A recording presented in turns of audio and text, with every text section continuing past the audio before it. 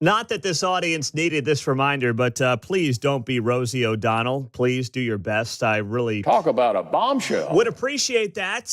And I think that you and everybody in your lives would also appreciate that little bit of advice as well. That's why you come here, right? For the advice that you can't get anywhere else. Maybe it's pointing out the obvious, but some people need to hear it. Don't be Rosie O'Donnell. I bring that up because Rosie, to her credit, I give her credit for picking up and taking her bags across the pond. A lot of people said they would do it when Trump won the first time and then Trump won the second time, but very few actually ever do it. Rosie did it. She went to Ireland. Sorry to my Irish brothers and sisters on the other side of the pond, but you know what? You got to deal with Rosie now. So Rosie's over there, but here's the problem. Rosie still has like a level 11 Trump derangement syndrome. We are following the stories down in Texas where the floods have taken the lives of 82 individuals, 28 children who were at this Camp Mystic down there in central Texas, in hill country, along the Guadalupe River. And there are still, as of this morning, 10 campers and a counselor still missing. They are searching for them. They don't, that death number is going to rise north of 90.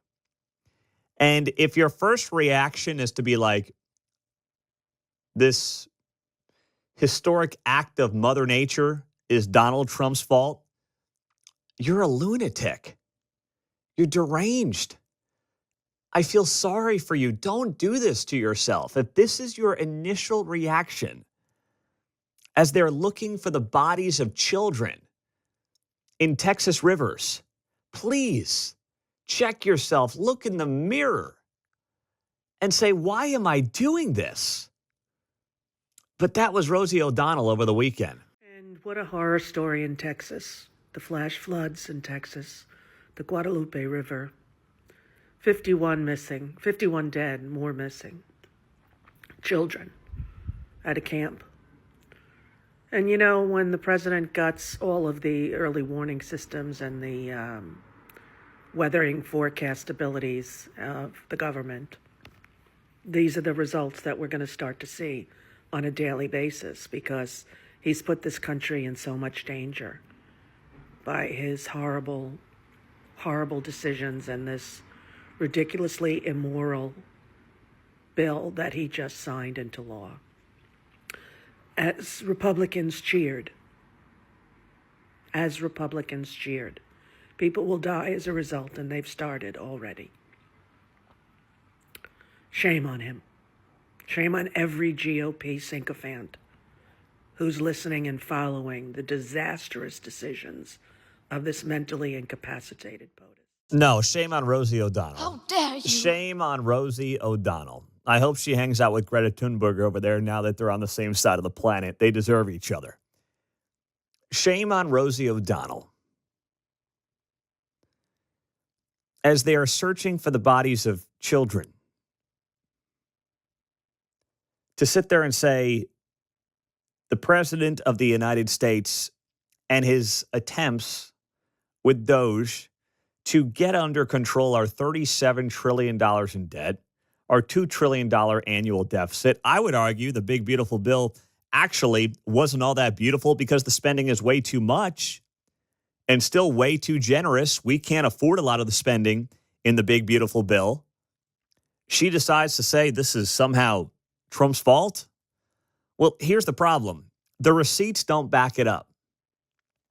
Here's some of the information that you need to know. The National Weather Service issued a flood watch for Kerr County, Texas, more than 12 hours ahead of the catastrophic flood.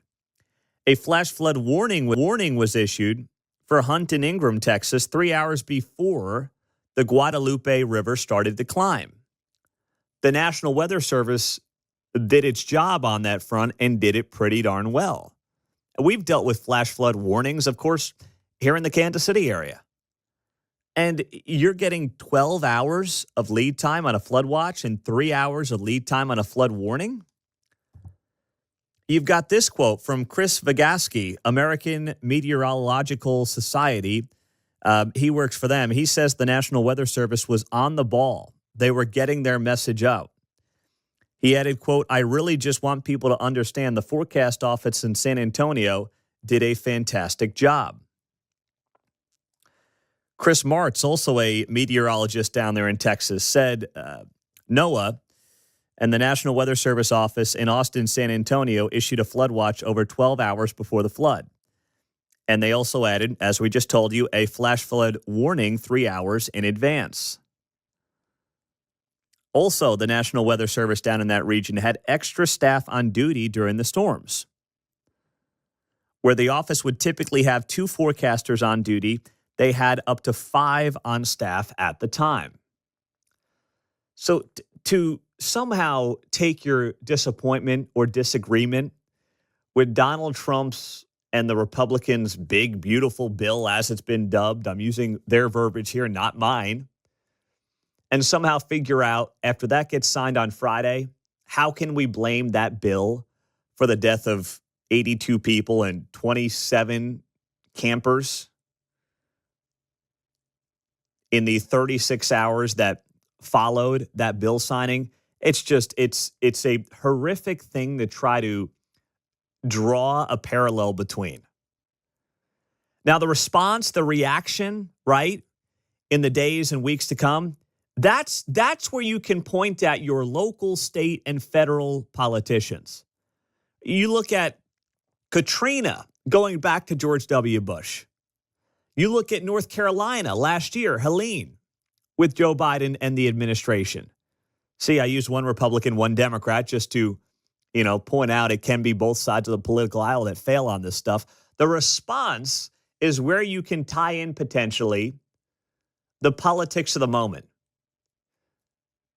But an act of God, and that's what this flood was over the weekend, which also was not wildly unusual. I'll get to that here in a minute. But claiming an act of God is specifically the result of a bill that was signed hours prior. Tells me how out of whack someone's political beliefs are when it comes to how they view the world.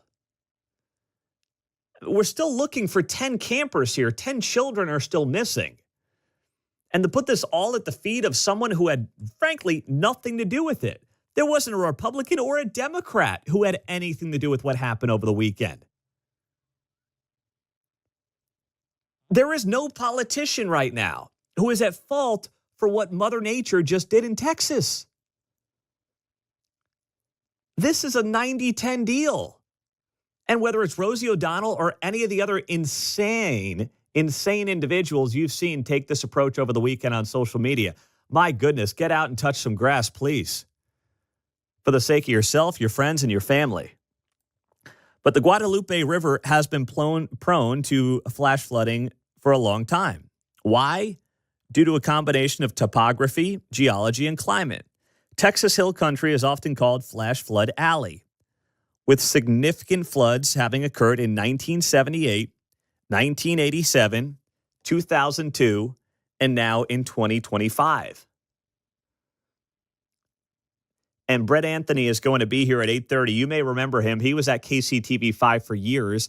He is now a meteorologist in Central Texas in Tyler, and he's going to give us some of that insight coming up at 8:30 this morning here on KCMO. So you make sure you want to be here because we will talk to him about that and what makes that part of the state of Texas unique to this incredible flooding.